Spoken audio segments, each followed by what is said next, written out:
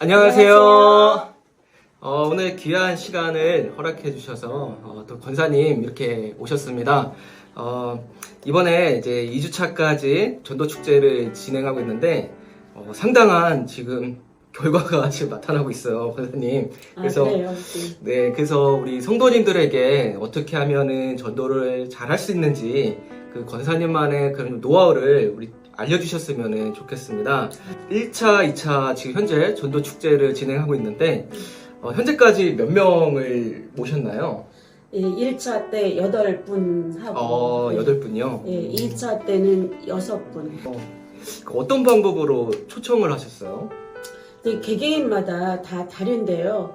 이제 또 노방전도 하신 분도 있고 네네. 또 이제 같은 아파트 살면서 이제 그 관계로다가 이렇게 평소 때 인사를 친절하게 하면서 이제 전도 축제 때 이제 어떤 분이 그러시더라고요. 목구멍이 열려야 쥐구멍도 네. 열린다고. 그래서 이제 간식도 사다 드리고 그러면서 자연스럽게 이제 초청을 하니까 이제 전도 축제를 하니까 네.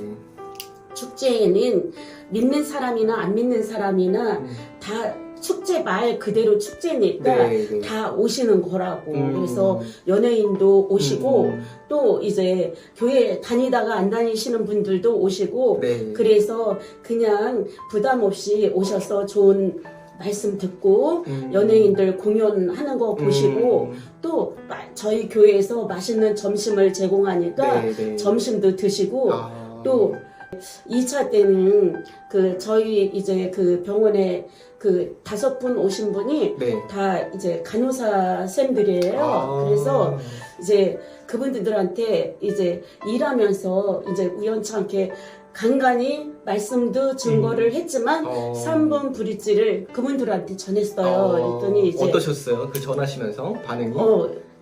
그래서 제가 내가 이 말 한 게 이해는 가냐? 이랬더니 이해는 간다고 하더라고요. 네. 그래서 그 3분 브릿지를 하시면서 네. 어떤 그 효과가 있었어요? 그분이 이제 오겠다, 이제 안 오겠다, 이제 그런 반응들이. 워낙에 제가 거기에서 6년 정도 근무를 하다 보니까 뭐 처음 만나는 사람만큼 뭐 반응이 좋다 안 좋다 보다는 그냥 귀에 들어온다. 그래서 이제 초청을 하니까 이제 오겠다고 이제 그래갖고 5분이 그래서 오시게 되었어요. 또 3분 브릿지를 하시면서 그럼 어느 정도 뭐가 좀 부족했다, 이것을 좀 더 채워졌으면 좋겠다라는 그런 부분이 있었을까요? 전하시면서? 전하면서 네.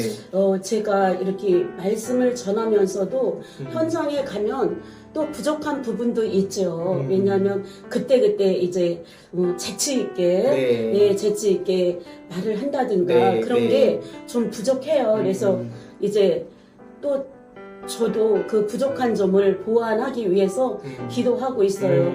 학자의 혀를 주셔서 복음을 잘 전할 수 있도록 해달라고. 네, 맞아요. 참 지혜가 필요한 것 같습니다. 그 8분 또 6분 이렇게 오셨잖아요. 이분들이 예배를 드리시고 나셨을 때 그 반응이 어떠셨어요?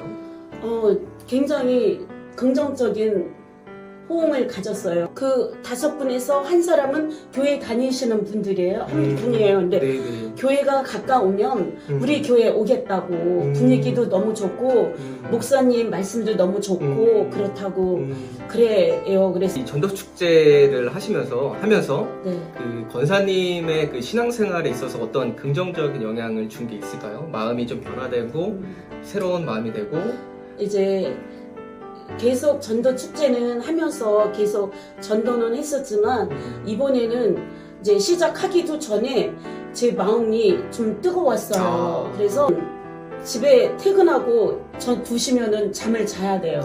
신생아 마냥. 근데 헐떡 일어나갖고 내가 지금 잠잘 시간이 아니야. 지금 전쟁이 지금 시작됐는데 잠잘 때가 아니다. 그래갖고 이제 그 휴지하고 이제 그 커피하고 챙겨갖고 무조건 오라는 데는 없는데 갈 데가 많은 데잖아요. 그래서 일단은 나갔어요. 나가니까 전도를 하시니까 어떠셨어요? 마음 어떠세요? 제 마음이 기쁘죠. 제 마음이 기쁘고 또 이게 전도를 할 때와 안 할 때 이렇게 보면 전도 안 할 때는 뭔가 제 마음이 허전하고 하나님 앞에 떳떳지 못함? 이제 제 역할을 다하지 못해서 네. 이제 물론 하나님은 그렇게 생각을 안 하시겠지만 네, 네. 제 마음 한편에서는 내가 더 열심을 내고 부지런했으면 좀 그래도 좋은 열매를 거두었을 텐데 내가 게을러서 이렇지 않은가 그런 후회감이 항상 남았었어요. 근데 이제 최선을 다하니까 네, 네. 최선을 다하니까 저 또한 기쁘고 아하. 예. 지금 이제 우리 성도님들 중에서도 이렇게 열심히 하고 싶은데 생각대로 사실 전도의 열매가 걷기가 참 힘이 들잖아요. 네. 그래서 우리 성도님들에게 응원의 말씀 아니면 조언의 말씀이 있다면 이렇게 한마디 해주시면 감사하겠습니다.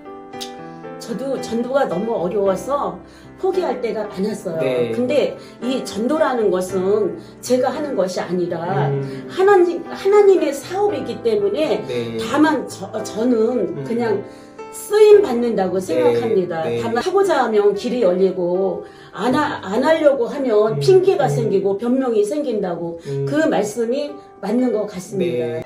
열매를 맺고 안 맺고는 네. 하나님께 맡기고 나는 청지기로서 쓰임 받는다. 네, 그런 마음으로 이제 전도를 시작했으면 좋을 것 같습니다. 말씀을 딱 들어보니까 네. 한마디로 이거 같아요. 정리하면은 네.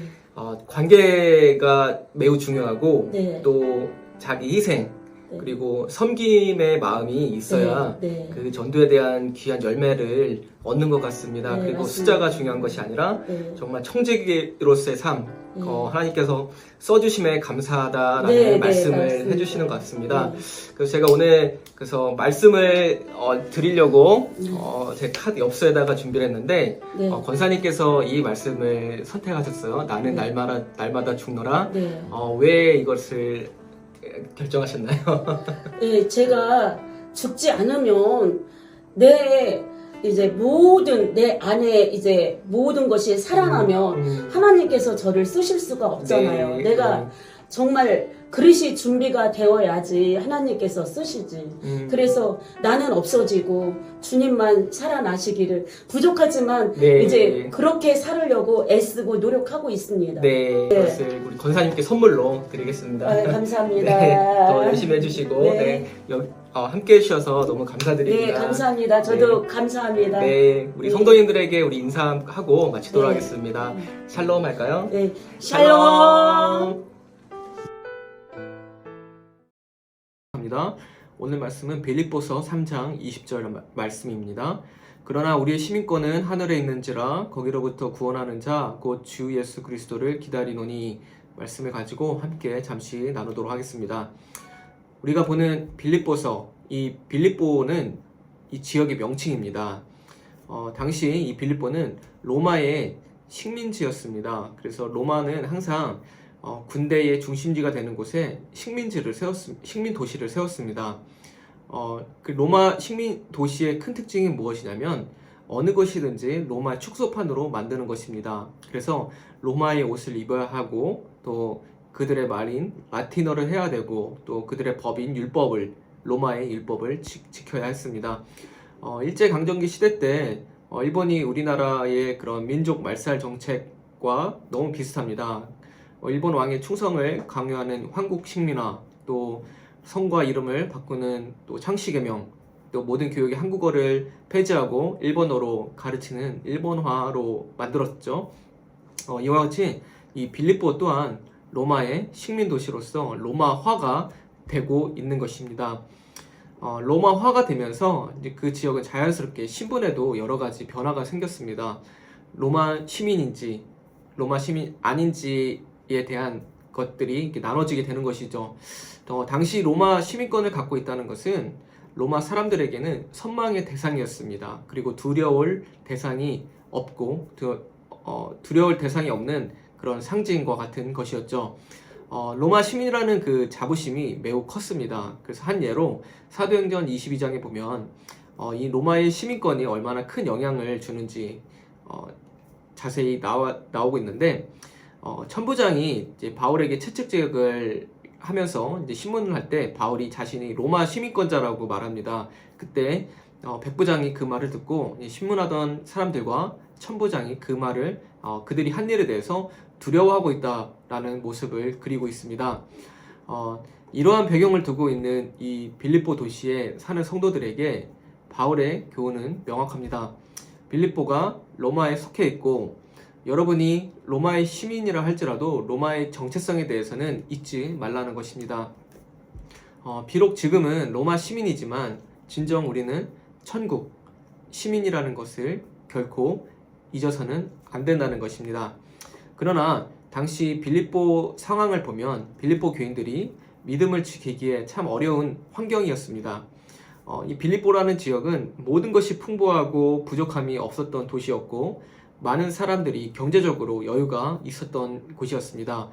그러다 보니까 간절함이 부족했죠. 그리고 더 큰 문제는 이 빌립보라는 도시 안에는 3장 18절에서 말하는 그리스도의 십자가에 원수된 자들이 있었습니다. 이 십자가에 원수된 자들이라는 것은 율법주의자들과 영지주의자들을 말하고 있는데 한마디로 쉽게 얘기하면 율법주의자들은 십자가의 구속의 은혜를 무시하고 오직 율법을 통해서만 구원을 받을 수 있다고 주장하는 사람들입니다. 그리고 영지주의자들은 영은 선하고 육은 악하기 때문에 어떤 죄를 짓든 간음과 동성애, 그 음란하고 음주를 해도 육신에만 죄를 짓는 것이기 때문에 영혼에는 전혀 영향을 주지 않는다고 생각합니다. 그래서 이와 같이 이 십자가에 원수된 자들이 판을 치고 있는 빌립보 도시 가운데에 그들에게 미혹되지 말고 또한 로마 시민이라는 그런 안정감에 취하지 말고 그 신분의 뒤에 숨지 말라고 바울은 촉구하고 있는 것입니다. 그러나 여러분 세상의 신분 아무리 로마의 시민권이 강하고 모든 사람의 그 선망의 대상이지만 그것이 우리를 영원히 보호해주지는 않습니다.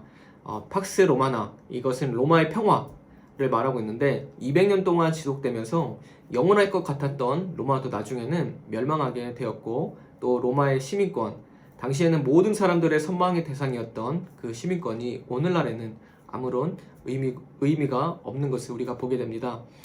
세상의 시민권이 우리의 삶을 영원히 보장해 주지는 않습니다.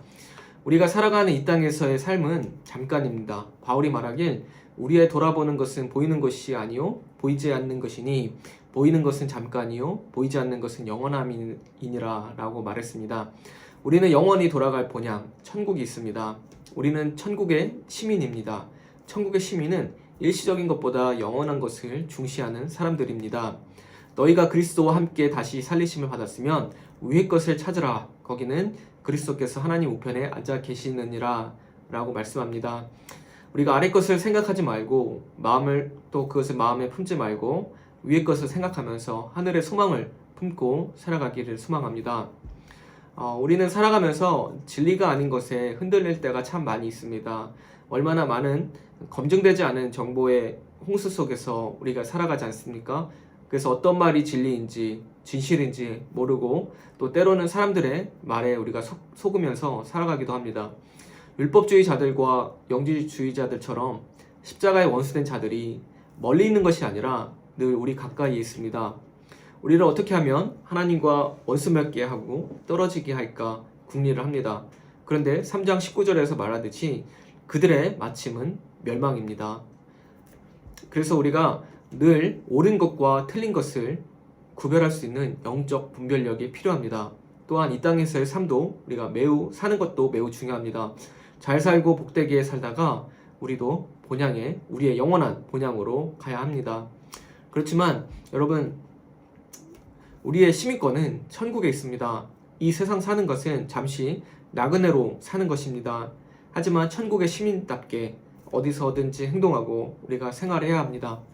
우리의 본향인 하늘나라와 통치자이신 하나님의 명예를 드높이고 우리를 보고 천국을 사모하는 자들이 될 수 있도록 우리는 잠시 이 땅에서 하나님 대사로 부르심을 받은 사람들입니다. 예수님께서 분명히 올라가심 그대로 다시 오실 것이라고 말씀했습니다. 21절에 보면 그날에 우리의 몸도 예수님과 같이 영광스러운 몸으로 변화시켜 주실 것입니다. 성도 여러분, 지금 우리는 하늘의 시민권만 시민권만 지니고 있지 그 하늘 시민에 합당한 몸을 지니고 있지는 않습니다. 그러나 그리스도께서 재림하실 때 우리의 몸을 하늘 시민에 합당한 몸으로 변화시켜 주실 것입니다. 그래서 우리가 이 땅에 사는 동안에 아직은 완전하진 않지만 천국의 시민으로서 또 많은 사람들에게 영향을 줄 수 있는 모든 성도님들 되시기를 주님의 이름으로 축복합니다.